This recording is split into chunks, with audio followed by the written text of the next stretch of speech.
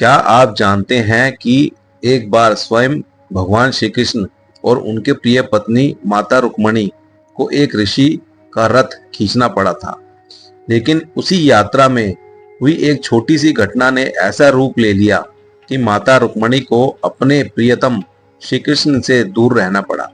कहा जाता है कि इसी श्राप के कारण आज भी द्वारका में दोनों के मंदिर अलग अलग बने हुए हैं। आखिर वह कौन सी भूल थी जिसके कारण माता लक्ष्मी के अवतार रुक्मणी जी को यह दंड मिला? क्यों भगवान श्री कृष्ण को धरती से गंगा प्रकट करनी पड़ी और आज भी रुक्मणी माता के मंदिर में जलदान की परंपरा क्यों निभाई जाती है? इस रहस्यमयी और भावुक कथा को अंत तक जरूर सुनिए। जय श्री कृष्ण, राधे राधे। विवाह के बाद भगवान श्री कृष्ण और माता रुक्मणी द्वारका में सुखपूर्वक निवास कर रहे थे। एक दिन महान तपस्वी दुर्वासा ऋषि द्वारका पहुंचे। भगवान श्री कृष्ण और माता रुक्मणी ने उनका बड़े आदर और सम्मान के साथ स्वागत किया। उनकी सेवा से प्रसन्न होकर दुर्वासा ऋषि ने कुछ समय द्वारका में रहने का निर्णय लिया। कुछ दिनों बाद जब ऋषि वापस जाने लगे तब श्री कृष्ण और रुक्मणी ने उनसे आग्रह किया कि वे उनके महल में भोजन ग्रहण करें। दुर्वासा ऋषि ने निमंत्रण स्वीकार किया, लेकिन उनकी एक अनोखी शर्त थी। उन्होंने कहा, यदि तुम वास्तव में मेरा सम्मान करते हो तो मेरे रथ को घोड़े नहीं बल्कि तुम दोनों स्वयं खींचकर ले जाओगे। यह सुनकर वहां उपस्थित लोग आश्चर्यचकित रह गए। द्वारका के महाराज और माता लक्ष्मी का अवतार स्वयं रथ खींचेंगे, यह किसी ने न सोचा भी नहीं था। लेकिन भगवान श्री कृष्ण और माता रुक्मिणी के मन में तनिक भी अहंकार नहीं था।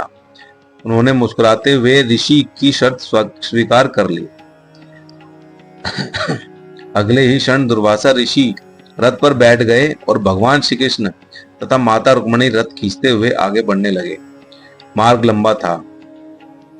सूर्य की तपती किरणें धरती को जला रही थी।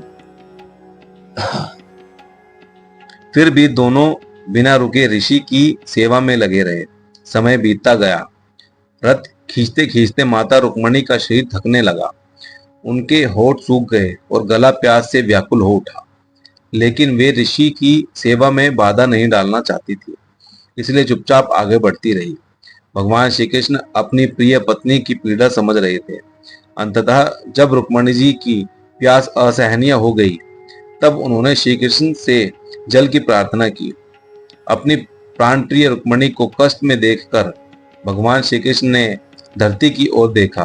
फिर उन्होंने अपने चरण के अंगूठे से भूमि को स्पर्श किया।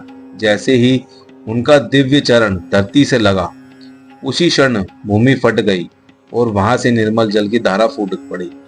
मान्यता है कि वह समय पवित्र गंगा का जल था। चारों ओर आश्चर्य फैल गया। जहां कुछ क्षण पहले सूखी धरती थी, वहां अब शीतल और पवित्र जल बह रहा था। माता रुक्मणी अत्यंत प्यास से व्याकुल थी। उन्होंने श्रद्धापूर्वक उस जल को ग्रहण किया और उनकी प्यास शांत हो गई।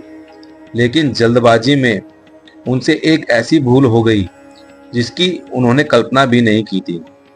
उन्होंने पहले दुर्वासा ऋषि को जल अर्पित नहीं किया। दुर्वासा ऋषि यह देखकर क्रोधित हो उठे। उनके लिए अतिथि और गुरु का सम्मान सर्वोपरि था। उन्हें लगा कि उनका अपमान हुआ है। क्रोध से उनका चेहरा लाल हो गया।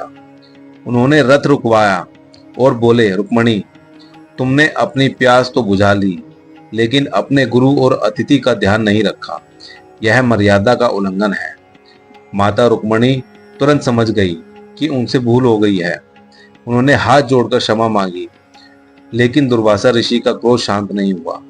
उन्होंने श्राप देते हुए कहा, जिस प्रकार तुमने मुझे पीछे छोड़ दिया, उसी प्रकार तुम्हें अपने प्रिय पति श्री कृष्ण से दूर रहना पड़ेगा। यह सुनते ही माता रुक्मणी का हृदय दुख से भर गया।